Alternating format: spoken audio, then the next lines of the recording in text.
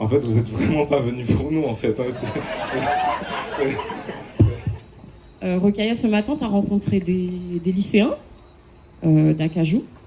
Il y en a un qui t'a demandé comment tu priorisais tes combats. Et toi, tu as dit, il n'y a pas d'antiracisme sans féminisme, et il n'y a pas de féminisme sans antiracisme. Est-ce que c'est ça, l'intersectionnalité ? C'est ça, en fait, je pense que la lutte en faveur de la justice sociale doit tenir compte en fait des personnes les plus marginalisées systématiquement. Donc ce matin, j'ai parlé par exemple du sexisme et du racisme, mais il faut évidemment tenir compte des questions de domination économique, donc de classe sociale, les questions de validisme, d'accès à l'espace public notamment, pour les personnes qui sont en situation de handicap. Et ce que je voulais dire, c'est que par rapport à la question qu'il m'a posée, parce qu'en fait, il me demandait quelle proportion de temps je dédiais au féminisme et à l'antiracisme, et je disais, mais en fait, quand je suis féministe, je suis antiraciste, et quand je suis antiraciste, je suis féministe, et que finalement, l'intérêt pour ces questions-là imprègne tout ce que je fais, quoi que je fasse. Et j'essaye vraiment d'inclure dans ces problématiques toutes les problématiques qui ne m'affectent pas directement. Et effectivement, l'intersectionnalité, c'est le fait de tenir compte de la situation de personnes qui sont à la croisée de plusieurs oppressions et qui sont affectées par plusieurs formes d'expression. C'est un outil juridique à la base qui a été créé par une universitaire qui s'appelle Kimberley Crenshaw pour lire la situation de discrimination que vivait une femme noire que les juges n'avaient pas réussi à interpréter parce qu'elle n'arrivait pas à se rendre compte qu'elle n'était pas discriminée parce qu'elle était une femme et pas discriminée parce qu'elle était noire, mais parce qu'elle était précisément les deux en même temps. Et donc c'est un cas qu'on raconte dans le livre Kiftaras, qui est le cas d'une femme qui s'appelle Emma de Grafenred. Et ça, l'intersectionnalité, c'est que en fait, quand on est une personne minoritaire, et on peut appliquer ça à d'autres femmes, des femmes, je sais pas, musulmanes, asiatiques, enfin peu importe, eh bien, elles peuvent être ciblées par l'oppression de tous les hommes, en fait, y compris les hommes qui partagent leurs conditions raciales, mais aussi par le racisme de toutes les personnes qui sont blanches, et y compris de celui de personnes qui sont femmes, comme elles. Donc c'est ça, l'intersectionnalité, c'est justement de regarder les gens qui sont à l'intersection de plusieurs formes de domination et d'analyser précisément leurs conditions, qui n'est pas celle d'autres personnes qui partagent une partie de leurs conditions. Mais pourquoi tu penses que... Parce que souvent, quand on dit des choses comme ça, qu'on parle spécifiquement des femmes noires, des femmes asiatiques, ou bien même de la communauté LGBT, ça fait hausser les yeux un peu. On dit qu'on divise les combats, par exemple. Pourquoi vous faites ça ? Pourquoi c'est que les femmes noires ou que c'est une lutte pour tous, normalement ? Pourquoi tu crois que les gens ils sont autant heurtés par ça ? Parce qu'ils ne se rendent pas compte, En fait, les gens qui disent ça sont des personnes qui ne se rendent pas compte du fait qu'il y a des personnes qui vivent des situations minoritaires et qui ont besoin qu'on les entende parce que la lutte globale, en fait, ne les écoute pas et ne tient pas compte de leurs conditions. Moi, je me souviens qu'une des raisons qui m'a fait quitter le féminisme majoritaire, blanc, en fait, en réalité, ce que je ne nommais pas forcément comme ça à l'époque, c'est l'islamophobie. Moi, j'ai vu au milieu des années 2000 des manifestations du 8 mars où, en fait, il y avait plein de femmes qui marchaient pour les droits des femmes. J'ai vu des femmes musulmanes qui portaient le foulard qui se sont fait jeter, en fait, de la manif, physiquement, par d'autres femmes. En fait, dans ces cas-là, on n'est pas ensemble. En fait, on n'est grave pas ensemble, quoi. Et donc, en fait, le féminisme qui est vraiment inclusif, c'est celui qui défendra toutes les oppressions, c'est-à-dire la femme racisée, enfin, en situation de minorité, ou handicapée, ou LGBT, en prenant tout ça, à la convergence de tout ça, ce féminisme qui englobe tout ça, c'est le vrai féminisme. Oui, et en fait, c'est celui qui est vraiment universaliste. Parce qu'en fait, quand on tient compte de la situation des personnes les plus marginalisées, ça bénéficie à tout le monde. Ce qu'elles sont en train de faire, en fait, ces femmes, ce qu'elles ont fait, on peut ne pas se sentir concerné parce qu'on n'est pas femmes de chambre, mais en réalité, ce sont des luttes sociales qui apportent à l'ensemble des luttes pour le droit du travail et pour l'égalité au travail. Mais c'est comme l'exemple que je prenais souvent, c'était l'exemple du vibreur qu'on a créé pour les téléphones, en fait, pour les personnes qui n'avaient pas forcément accès, qui ne pouvaient pas forcément voir le téléphone ou l'entendre. Le vibreur, ça sert à tout le monde, en fait. À la base, ça a été créé pour des personnes qui étaient en situation de handicap, mais cette victoire qui leur a été, qui a été faite du fait de l'activisme de ces personnes-là, sert à tout le monde. Et donc, c'est pas la raison pour laquelle on doit soutenir les gens. On ne doit pas se dire on soutient les gens parce que ça va nous servir à la fin. Mais en réalité, tenir compte des personnes les plus marginalisées, les mettre devant. En fait, c'est une femme comme Rachel Keke qui devrait être porte-parole de toutes les féministes. Et on sait qu'elle va parce qu'elle subit non seulement le sexisme majoritaire, mais aussi un sexisme qui vise spécifiquement les femmes pauvres qui travaillent dans des endroits, en tout cas qui travaillent dans des métiers domestiques, quoi, en fait, des métiers qui ont trait à l'entretien. Voilà. Donc défendre les plus faibles, a fortiori, ça profite à ceux qui ont plus de privilèges. Ça profite à tout le monde, en fait. Ça profite en fait à la société. Et encore une fois, je pense qu'il ne faut pas avoir des visions utilitaristes. Il faut faire les choses parce qu'elles sont justes. Mais la réalité, c'est que mécaniquement, on bénéficie toutes et tous des luttes minoritaires. En attendant, moi, je te demandais, est-ce qu'il y a des figures martiniquaises qui t'ont inspiré ? Oui, il y en a plein. Enfin, tout à l'heure, je parlais de Marie Scondé. La lecture de ses ouvrages... Martiniquais, pardon. Excusez-moi, je suis allée tellement de fois en Guadeloupe que du coup, c'est la première fois que je suis en Martinique. Oui, donc, non, Martiniquais, j'ai parlé des sœurs Narnal, enfin toutes, qui ont inspiré évidemment le mouvement qui a été attribué à des hommes par la suite. Évidemment Césaire, parce qu'en plus on apprend à l'école, donc on a cette chance-là effectivement de voir à l'école. Fanon, évidemment, Clisson, enfin il y a énormément de personnes martiniquaises qui sont beaucoup Fanon dans tes oui, livres. On le cite pas mal. Après sur les questions de féminisme, il n'était pas trop là, mais même de questions LGBTQ, c'est problématique à certains endroits. Mais oui, il y a énormément de personnes de Martinique qui me parlent et qui ont compté en fait et qu'on cite aussi dans l'ouvrage. C'est vrai qu'on parle beaucoup de Fanon, on parle de Césaire aussi. Qui d'autres on cite après des contemporains comme Zakatoto, mais voilà quoi. Oui, il y en a plein. Bonsoir, je suis là. Bonsoir Rokhaya, je m'appelle Anastasia. En fait, j'ai écouté pas mal de tes podcasts et après bien sûr les émissions que tu fais de façon générale. Et en gros, j'ai pas de questions particulières, mais je voulais juste te dire merci parce qu'avec grâce le travail que vous faites, en fait, c'est quelque part vous portez la voix des personnes qui sont issues de l'immigration. Et en fait, c'est vrai qu'on n'a pas vraiment c'est pas notre place, mais on peut pas vraiment donner notre ressenti, dire ce qu'on ressent parce qu'on est toujours minimisé, on décrédibilise toujours ce qu'on dit. Et moi j'ai grandi en métropole et j'ai grandi dans un univers très blanc. Et justement, par exemple, ce podcast que tu as fait sur la charge raciale, en fait, je me suis vraiment sentie comprise de l'intérieur et je pense qu'il y a beaucoup de personnes pour qui ça le fait. Et c'est pas comme une thérapie, mais on se sent compris.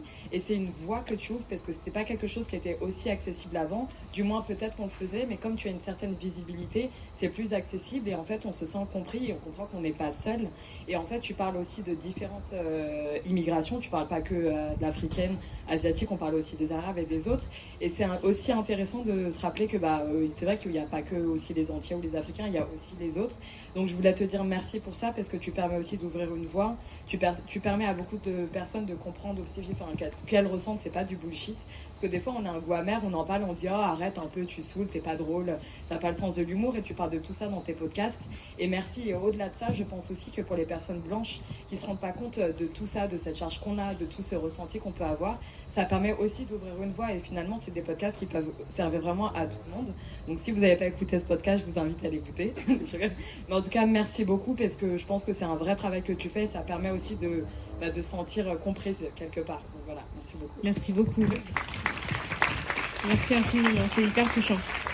Mais ce que j'allais dire, de par tes podcasts, t'expliques aussi justement toutes les agressions que tu subis, les menaces de mort ou même de viol, ce que j'ai entendu dans tes podcasts.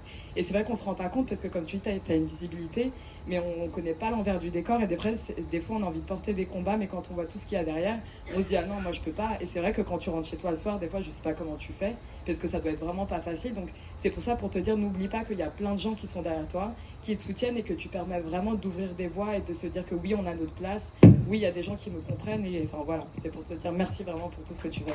Merci à toi, merci beaucoup, ça donne de la force pour poursuivre, donc voilà, j'apprécie beaucoup. Merci. Bonsoir. Merci. Donc Noëlla. Dans la première partie, on avait parlé un petit peu du colorisme et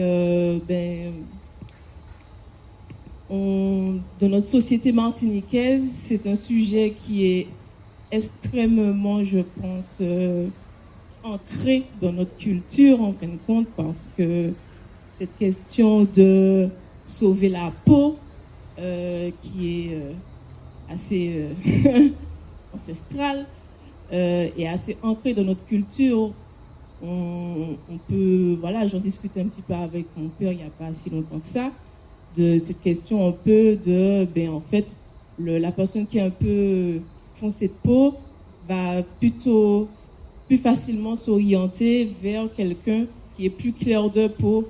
Et cette question en fait, j'ai pu constater que cette question de sauver la peau est vraiment encore très ancrée dans notre culture. Alors ma question est, en fin de compte, quel conseil tu donnerais à notre société martiniquaise pour lutter contre ça et comment on peut agir en fait compte même moi en tant que femme, voilà, quand on voit encore les femmes qui se lissent les cheveux, on a parlé de s'éclaircir la peau, ou on va se mettre avec quelqu'un qui est plus clair pour avoir des enfants plus clairs.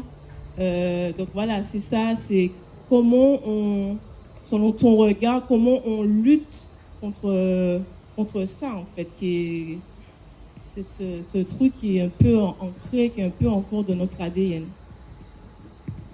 Merci pour cette question. Effectivement, on a fait un épisode avec Lilian Thuram, qui je sais est guadeloupéen, mais qui nous avait parlé de ce phénomène, justement voilà.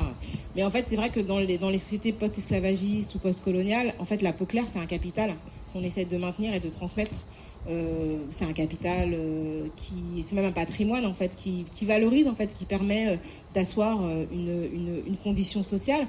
Et c'est vrai qu'on parle d'ici, mais en fait même au Sénégal, le fait d'avoir la peau claire, ça valorise énormément, hein. Et c'est vrai que les gens qui sont d'origine Peul, donc les Peuls sont des populations nomades dont on dit qu'elles sont originaires d'Afrique de l'Est et qui sont considérées comme ayant les peaux plus claires parce que beaucoup mélangées avec des personnes d'Afrique du Nord, etc. Et voilà, et donc je veux dire, dans l'imaginaire ouest-africain, être Peul, c'est vraiment une espèce de noblesse parce que les Peuls, voilà, ont certains types de traits, de cheveux, de couleur de peau. Donc cette mentalité-là, en fait, qui valorise les peaux claires et une certaine stature, en fait, sont très présentes, y compris sur le continent africain. Il y a énormément de problèmes qui sont liés à la dépigmentation. C'est une catastrophe sanitaire sans nom. C'est effroyable parce que les personnes s'appliquent des produits extrêmement toxiques en fait pour aspirer justement, enfin pour atteindre un idéal qui est inaccessible. Et donc je suis pas sûre d'être en position de donner des conseils. Je pense qu'il y a plein de gens ici en Martinique qui vivent ici, qui connaissent ce phénomène, qui l'étudient, qui seront beaucoup plus pertinentes que moi pour donner des conseils. Mais ce que je peux dire en tout cas, c'est que c'est un phénomène global et peut-être qu'il faudrait avoir une réflexion globale sur ça. Et je crois que vraiment le fait de proposer des images qui valorisent toutes sortes de personnes en fait, de silhouettes, de carnations, de types, de traits, c'est déjà ça permet déjà dans l'enfance d'insinuer en fait, d'insuffler chez les enfants l'idée que la beauté en fait est plurielle.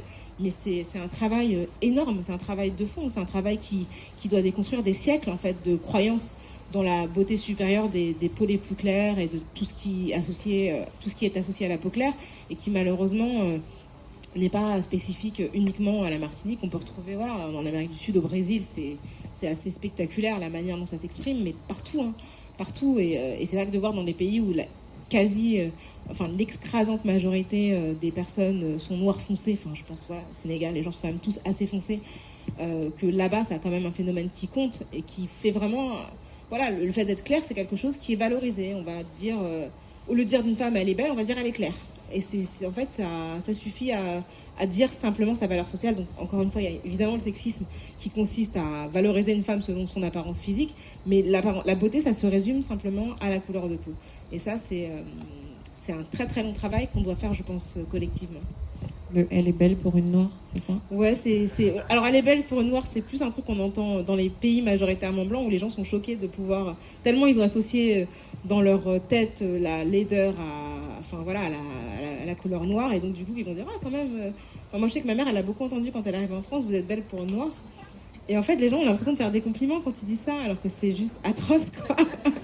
Non vraiment. Donc c'est toujours ces faux compliments en fait qui sont des insultes, parce que si ça laisse entendre qu'en fait être noir c'est être moche, et vous êtes l'exception que je tolère et que je salue en ce jour incroyable. Donc ouais. Quel a été le déclic pour se dire qu'il était temps de parler de questions raciales en France sur la place publique?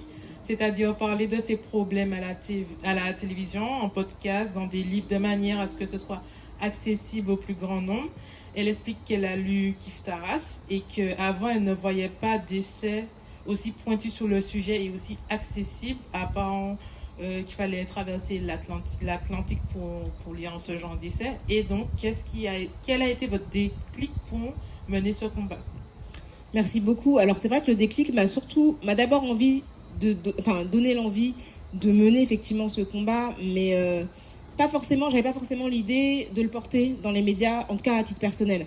Moi j'ai eu 2 déclics. Le premier, ça a été franchement tout le débat autour de la loi sur le voile en 2004. Franchement, moi ça m'a complètement soufflé. C'est-à-dire que tout à coup, le problème numéro 1 de la France, c'était les filles qui voulaient aller à l'école avec un foulard. Il y avait des débats en fait tous les jours sur ça. Alors que ces filles-là n'étaient jamais interrogées. C'est-à-dire que moi, j'en connaissais dans mon quartier et je me disais, mais alors, si on suppose que ces jeunes femmes sont opprimées et le portent de manière forcée, contrainte, est-ce qu'on leur rend service en leur permettant pas d'aller à l'école? Je comprenais pas, en fait. Je me disais, mais il y a rien de logique, en fait. Si vous considérez qu'elles sont opprimées, pourquoi vous les renvoyez chez elles? C'est pas du tout un service à leur rendre, si c'est le cas. Et en plus, dans la plupart des cas, ce n'était pas du tout le cas. Il y a plein d'études qui démontrent que les femmes qui portent le foulard en France sont à 75% des femmes qui le font volontairement. Donc moi, évidemment, je soutiens toutes les femmes moi, je soutiens le choix, le libre choix. Je suis pro-choix. Si vous voulez porter, vous habillez d'une manière ou d'une autre, moi, je soutiens votre choix, quel qu'il soit. Et donc, moi, tout ce débat-là m'a vraiment choquée. M'a choquée parce que j'étais aussi dans le mouvement féministe et que j'entendais des choses qui m'ennuyaient et que finalement... en fait, ce qu'on se rend compte, c'est que même quand on parle quand on a des discours que j'estime islamophobes, c'est toujours sur les femmes que ça se porte. Les hommes musulmans, on n'a jamais essayé de contrôler leur manière de s'habiller, en fait. La longueur de la barbe et compagnie, ça n'a jamais été un débat. Donc finalement, ce sont toujours les femmes qui payent, y compris dans des communautés minorées et minoritaires. Donc cette question-là, ça m'a vraiment choquée en 2004. Et puis l'année d'après, il y a eu la mort de Ziad Benna et Bouna Traoré, qui étaient poursuivis avec un troisième ami, Mouhitine Hatsoun, par la police. Ils sont morts. Et en fait, les premières réactions politiques, ça a été de les dépeindre comme des voyous. De dire oui, quand on n'a rien à se reprocher, on ne fuit pas devant la police. Et en fait, moi, je me suis dit que ces 2 jeunes, en fait, ils auraient pu être mes petits frères, mes petits cousins, et qu'en fait, on pouvait juste mourir comme ça, parce qu'on n'avait pas la bonne apparence. Et le troisième, Mouhitine Hatsoun, on n'en parle jamais, mais il était dans le transformateur avec les 2. Et en fait, il a survécu, parce que c'est vraiment, préparez-vous, parce que c'est vraiment horrible, parce que la vague électrique, en fait, a traversé le corps de ses 2 meilleurs amis. Et en fait, il a été grièvement blessé, et le lendemain, il était à l'hôpital. Il a subi un contrôle brutal de la police alors qu'il était dans son lit d'hôpital. Il avait 17 ans. Il venait perdre ses 2 meilleurs amis. Donc moi, en fait, ça m'a vraiment choquée. Je me suis dit, en fait, on ne peut pas laisser des gens parler de nous de cette manière-là alors qu'on meurt. Et voilà, moi, ça a été vraiment un des déclics. Et après, j'ai eu des déclics plus personnels. Donc le traitement médiatique de ces révoltes m'a choquée. Je me suis dit qu'il fallait construire en tout cas proposer un contre-discours. Et puis à titre personnel, c'était les petits commentaires racistes que j'entendais un peu dans mon quotidien. C'était le début de ma vie professionnelle. Donc les années qui avaient précédé, j'avais l'habitude d'entendre des choses que je trouvais pas forcément agréables. Et c'est ce qui m'a donné envie d'agir, donc collectivement, avec une association. Et puis en fait, je suis devenue journaliste, mais un peu par hasard. J'avais pas le projet de porter ces questions sur la place publique. Mais quand j'ai eu accès à la place publique, je me suis dit qu'il fallait que cette place soit pour moi l'opportunité de raconter autre chose que ce que j'entendais et de faire part de questions qui me préoccupaient dans mes termes. Et donc c'est devenu ça, mais je l'ai pas pensé en fait de cette manière-là. Mais vraiment le déclic, ça a été ces 2 événements où je me suis dit mais en fait on peut pas laisser ces gens parler de nous dans ces termes. Il faut qu'on puisse parler de nous avec notre propre terminologie, parce qu'on est toujours décrit de manière stéréotypée, de manière brutale, et que même dans la mort, en fait, on est associé à des choses qui n'ont rien à voir avec ce qu'on est, quoi. Donc, voilà. Alors, c'est à moi, oui. Alors, je vais garder mes commentaires pour moi et pour les moments off. Hein. J'ai eu la chance d'échanger avec toi, Rokhaya. Myriam Moïse, la fabrique décoloniale. Je voudrais, d'une part, alors j'ai 2 questions. Tout d'abord, en Martinique, on a observé parfois une certaine confusion au niveau des terminologies. C'est-à-dire que certains Martiniquais réutilisent une terminologie d'extrême droite pour l'appliquer à des contextes, en tout cas à une idéologie qu'ils voient comme antiraciste. Par exemple, la théorie du grand remplacement, qui est une théorie d'extrême droite, clairement. et qui est réutilisée comme si elle ne l'était pas. Donc on a une confusion des genres qui finalement est assez liée certainement au vote d'extrême droite qui en tout cas était assez inattendu pour une génération. En tout cas ma génération, on a plutôt chanté Le Pen raciste et on a plutôt vu nos parents aller à l'aéroport bloquer Le Père. Donc c'est vrai que c'était assez étonnant pour nous. Donc ma question concernant cette montée de l'extrême droite et cette présence de la terminologie d'extrême droite en Martinique venant de la bouche de Martiniquais, qu'ils soient afro-descendants, indo-descendants, parce que finalement c'est la créolisation ici, hein, donc on est tous mélangés de toute façon. Quel est ton point de vue sur cette confusion? Et puis, ma deuxième question, je suis désolée de poser deux questions, mais je profite pendant que j'ai le micro. Ma deuxième question concerne la justice réparatrice. Alors, on parle tout le temps de réparation, mais je ne suis pas sûre qu'on ait une stratégie de réparation qui concerne qui est l'Afrique globale. Ce qu'on parle plutôt... Le panafricanisme, finalement, c'est un concept qui, finalement, est dépassé, épuisé. Les chercheurs, aujourd'hui, parlent plutôt d'Afrique globale. Donc, toute cette diaspora, ces communautés de diaspora dont tu as parlé. Merci beaucoup pour ta question. Sur la première question et sur la manière dont, finalement, la rhétorique d'extrême droite s'est complètement banalisée, je pense que c'est une question qui trouve des échos ici en Martinique, mais en fait dans tout le reste de territoire national. La réalité, c'est que la manière dont a été présentée Marine Le Pen médiatiquement est extrêmement problématique. On l'a vu, effectivement, on a beaucoup mis en avant sa personnalité, le fait que c'était une femme qui était sympa, qui aimait les chats, qui vivait avec sa meilleure amie, qui adorait chanter. Et je ne sais pas dans quelle mesure c'est utile ça, d'avoir ces informations-là pour savoir pour qui voter. Mais c'est vrai qu'il y a une espèce de normalisation de sa présence, des émissions où vraiment... parce que c'est une personne qui sait, en tout cas, je ne sais pas si elle est vraiment sympa et franchement ça ne m'intéresse pas. J'ai absolument aucune intention d'être amie avec elle. Et puis c'est pas pour ça qu'on vote en fait. On n'a pas besoin que les gens soient sympas pour voter pour eux. Mais en tout cas, elle sait utiliser les espaces médiatiques dans lesquels elle intervient pour asseoir cette image de sympathie, qui transige évidemment, qui tranche même avec l'image de son père. Elle a beaucoup usé de cette rhétorique sur le fait que c'était une femme qui a énormément souffert, mais moi ce qui me fascine, c'est comment elle a réussi à endormir autant de gens. C'est-à-dire que j'ai un souvenir de l'avoir vue parler de discrimination dans un meeting. Et elle disait, oui, moi la discrimination je connais, parce que voilà, moi je m'appelle Le Pen, et quand j'étais petite, j'ai beaucoup souffert de ce nom. Et je me dis, mais c'est... Alors là, c'est quand même incroyable, c'est un retournement de situation qui est incroyable. C'est-à-dire qu'elle va dire à des personnes qui sont discriminées pour des raisons historiques que son nom, c'est pareil, c'est la même chose. Alors que son père, avec ce même nom, était impliqué dans un conflit décolonial du côté des tortionnaires. Donc c'est cette normalisation, cette absence de remise en question médiatique, une étude du programme qui n'a pas été menée par tous les médias. Il y a Mediapart qui a fait un super travail dessus, Le Monde, Libé, qui ont vraiment essayé de rappeler que son programme était un programme raciste, un programme sexiste, qui remettait en question les fondements de la République, notamment le préambule de la Constitution avec la Déclaration des droits de l'homme et du citoyen. Mais j'ai pas entendu beaucoup de personnes en parler. Finalement, le président de la République, Emmanuel Macron, a dit que Marine Le Pen avait un programme raciste. Il l'a dit, je sais pas, l'avant-veille du premier tour, hein, parce qu'il avait peur en fait. Donc il a commencé à dire ça alors que Gérald Darmanin, son ministre de l'Intérieur, a fait un débat à Marine Le Pen où il lui disait qu'elle était trop molle. Et ça, je trouve que c'est incroyable en fait, que quelqu'un puisse dire ça, que le ministre de l'Intérieur dise ça à une candidate d'extrême droite de manière aussi détendue, que ça n'ait pas de conséquences, que par ailleurs... après avoir dit que son programme était raciste, Emmanuel Macron, lors du débat, a dit « je vous respecte ». Mais alors, qu'est-ce que tu respectes exactement, en fait? Tu dis que quelqu'un défend des idées racistes et tu la respectes quand même. Qu'est-ce que ça veut dire, en fait, de l'appréciation du racisme dans le contexte français? Et je crois qu'il y a vraiment une démission, en fait, qui a été faite par rapport à la lutte contre le Rassemblement national et contre ces idées d'extrême droite, et que beaucoup de gens se sont laissés porter. C'est vrai que ici, dans ces territoires-là, je pense qu'il y a un anti-macronisme qui, franchement, en fait, on est parti dans l'idée que il valait mieux voter. Enfin, je sais pas, je pense qu'on ne sait pas en fait ce qu'elle va faire Marine Le Pen, et que les gens ne se rendent plus compte du danger, et de vraiment, avec toutes les lois liberticides qui ont été votées sous Emmanuel Macron, si on a une présidente d'extrême droite, ça va être dramatique en fait. Elle veut augmenter les pouvoirs de la police. Elle veut vraiment les augmenter. Elle veut permettre en fait à des policiers de porter plainte contre des gens de manière anonyme.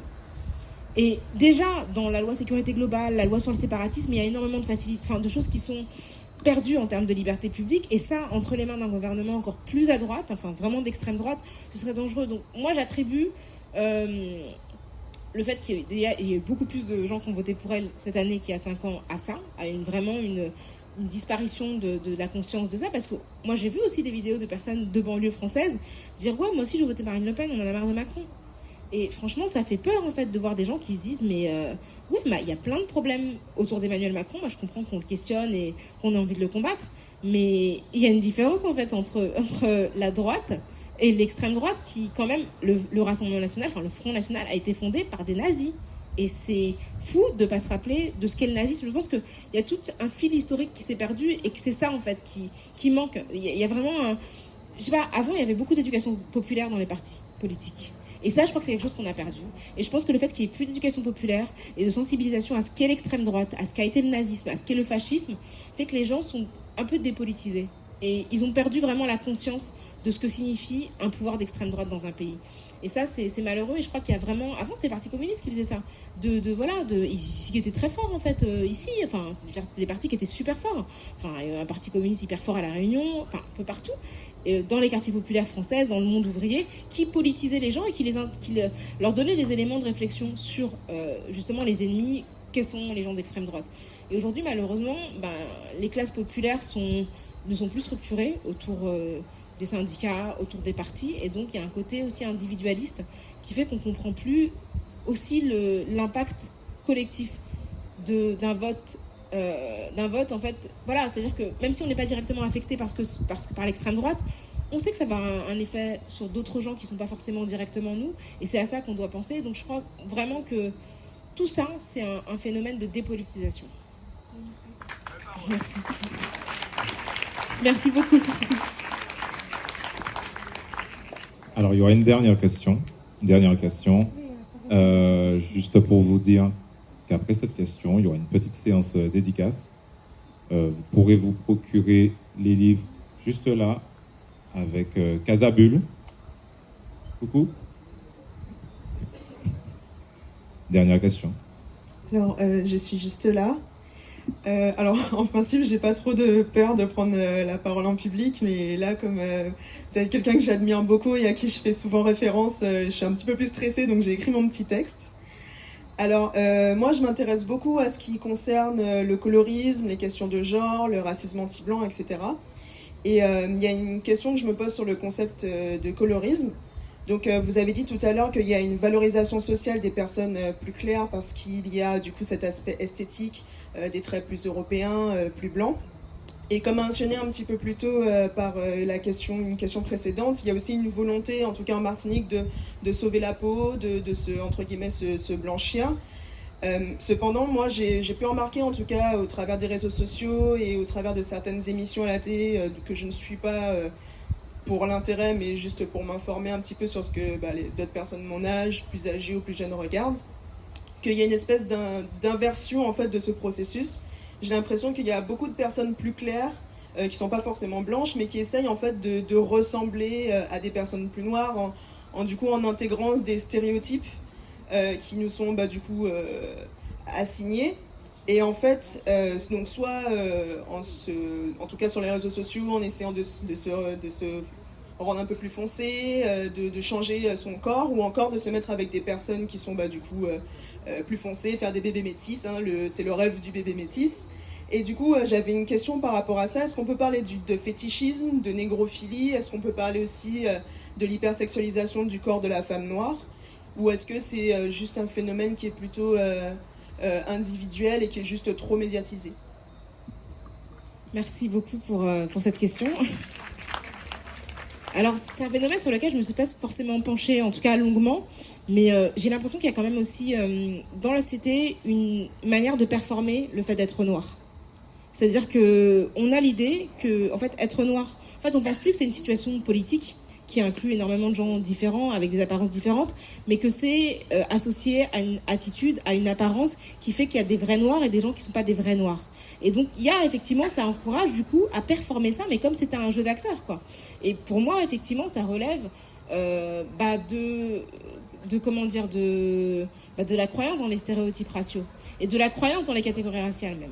Parce qu'en fait, finalement, on a l'impression, il y a des gens qui ont l'impression que ces catégories raciales sont réelles et que du coup, appartenir à la catégorie noire, ça signifie plein de choses. Alors qu'en fait, cette appartenance à la catégorie noire, elle est liée à une histoire et en fait, elle a été imposée à des gens qui en ont fait quelque chose de très beau, notamment avec toutes les cultures qui se sont déployées, musicalement, les langues, etc., etc. Mais à la base, c'est quelque chose qui a été créé par une injonction extérieure. Et donc, je pense que c'est ça qu'il faut aussi arriver à déconstruire, c'est l'idée que oui, être noir, ça signifie quelque chose qui est décelable dans une attitude, dans une couleur de peau particulière, dans une manière de verbaliser des choses, dans aussi une socialisation avec d'autres personnes qui correspondent aussi à tel type de cliché. Et effectivement, merci d'avoir commencé à mener cette réflexion. Je pense que ça mérite vraiment une attention beaucoup plus grande. Et c'est vrai que les réseaux sociaux, évidemment, alimentent davantage ça, puisqu'il y a aussi cette fabrication de l'identité public qui va effectivement pousser des gens à adopter certaines postures pour avoir davantage de popularité parce qu'elles vont correspondre à des archétypes qui vont être plus ou moins populaires. Donc ce serait vraiment intéressant de l'étudier davantage et je vous remercie pour cette question. Merci. Merci à vous. On va finir avec Dimitri Paul. L'Office de la culture du Lamentin et la ville du Lamentin vous remercie d'être venus aussi nombreux. On vous donne rendez-vous le 24 mai. On va recevoir Harry Roselmack. Vous pouvez venir aussi nombreux. Pour lui ou pour moi. Hein? Je dis quoi? J'ai dit le 23, mais c'est le 24. Le mardi 24. Excusez-moi. En tout cas, merci à vous. L'Office de la culture du Lamentin vous remercie vraiment. L'Office de la culture du Lamentin remercie Rokhaya Diallo. Merci beaucoup. Merci à tous et à toutes. Et la petite séance dédicace se passe de ce côté.